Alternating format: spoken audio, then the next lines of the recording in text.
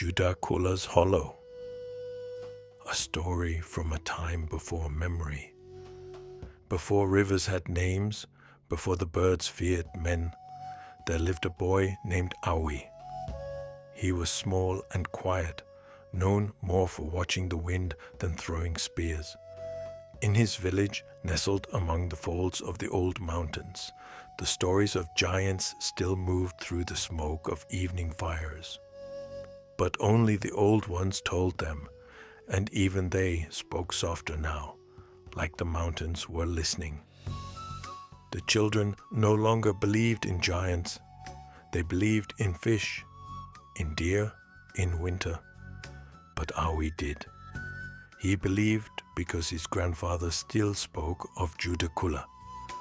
Tall as 2 trees, strong as the river's bones, he'd whisper, tapping the boy's chest, and carved from the stone itself.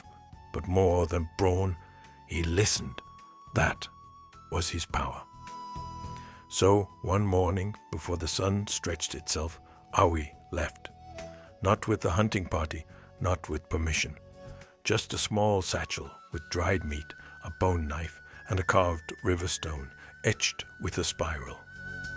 He walked alone into the ridgelines, where the fog laid like folded blankets, and the trees creaked as if remembering something old. He walked not toward noise, but away from it, up past the place where hawks circled and the air turned thin. He followed mossy stones, twisting game trails, and the pulse he felt in his own chest quiet and steady. On the 3rd day, he entered a hollow where even the wind refused to sing. There, sleeping in the bend of stone, was the giant. Judacalla did not appear as in the stories, not thundering or roaring, but still seated, as if the mountain had grown a man. His skin was the color of bark and stone. His back curved into the rock, moss draped over his shoulders like a shawl of time, and he was breathing. Aui knelt in the dirt and laid the spiral stone at the giant's feet. "I've come to listen," he said, barely above a whisper. Judacalla's eyes opened, not both, just one, the left, pale as clouded moonlight. He did not move, but his voice, when it came, cracked the air like distant thunder. "You are early." "For what?" Aui asked. "For forgetting," the giant said, "but perhaps not too early." He closed his eye and said no more. Aui did not leave. He built a small shelter out of bark and fern, not far from the hollow. Each morning he returned with berries or wild onions, laying them near the stone-footed giant. Sometimes Judacalla spoke, sometimes he didn't, but he never asked the boy to go. They sat in long silences together. When the wind moved, it carried not sound, but memory. Aui began to feel the weight of it, like an old drumbeat beneath the world. The giant spoke little, but when he did, his words settled into Aui's ribs like roots. "The rivers once sang to the people," Judacalla said one morning. "They asked before they took, listened before they cut. Now they only take. Even their children forget the names of birds." Aui looked down. "I don't want to forget." Judacalla nodded, but didn't smile. "They always say that," he said, "until they grow teeth." The days stretched out. Aui learned to read the forest differently. He could feel when the deer were close, not by tracks, but by quiet. He started to hear the rhythm in the rain. 4 steps, pause, 4 steps again. When he laid his head to sleep, the dreams came. Dreams of giants walking in moonlight. Dreams of clawed fingers carving spirals into the rock. Dreams of a world older than memory, where nothing moved without purpose. One evening the wolves came. They were gaunt and restless, driven up from their usual grounds by fire and hunger. Aoi had climbed a tree to stay safe, clutching a crooked branch and biting his lip. Judacalla stepped from the hollow, not quickly, not loudly, just a single step. The wolves froze. He raised one arm, palm forward, then lowered it slowly. The wolves turned, silent as ash, and vanished back into the trees. Judacalla said nothing as he returned to his stone seat, but Aoi saw the tired weight behind his shoulders.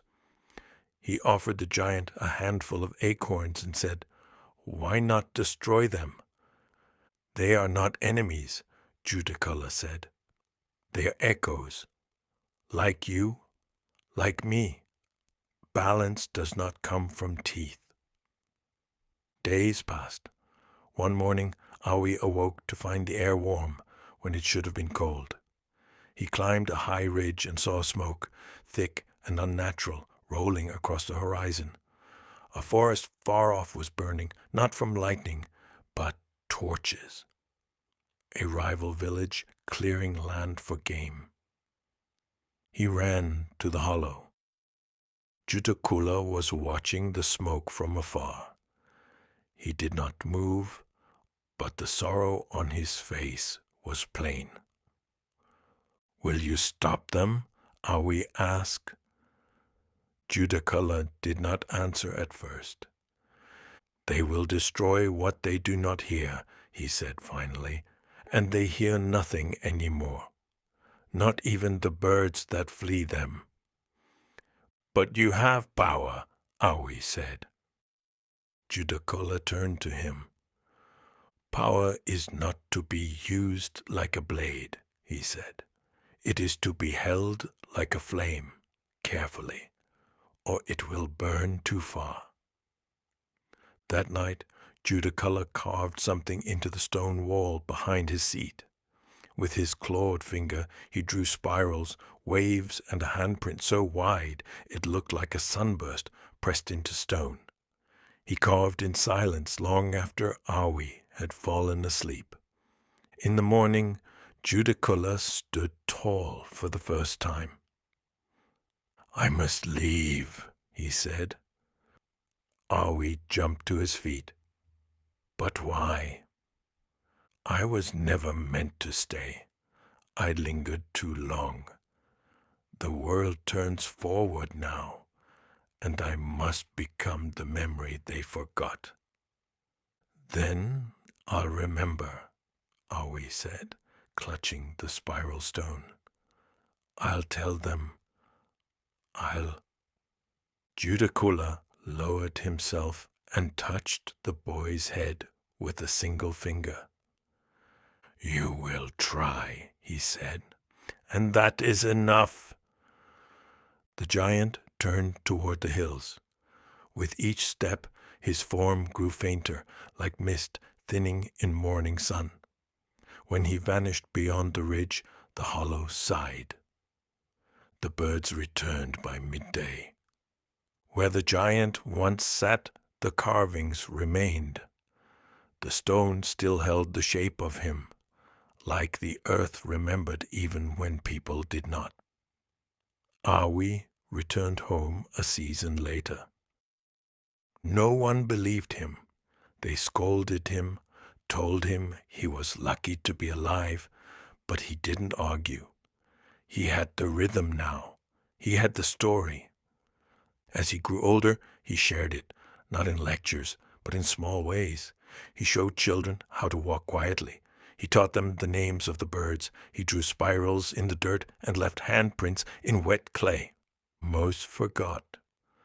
Some didn't. And sometimes, in the deepest part of the night, when the wind moved just right, he heard it again.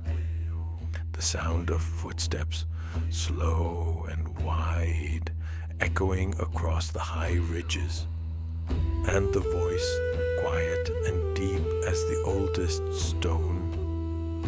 You are early, but not too early. Judacalla was a giant. Judacalla was the last one. Judacalla had no love, and Judacalla was the last one.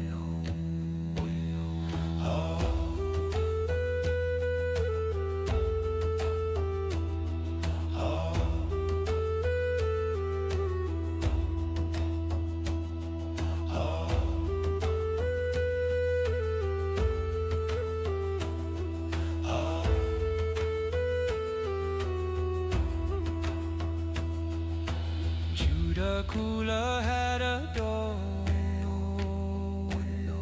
but Judacalla had no woman.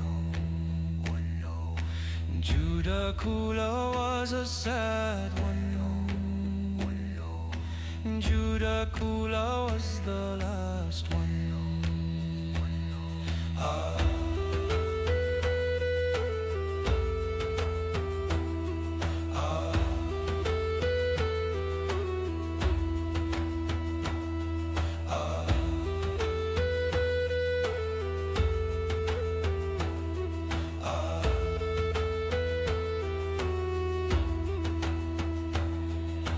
Judacalla loved his people,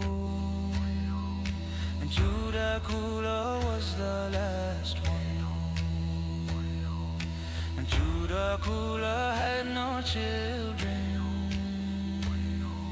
and Judacalla was the last one.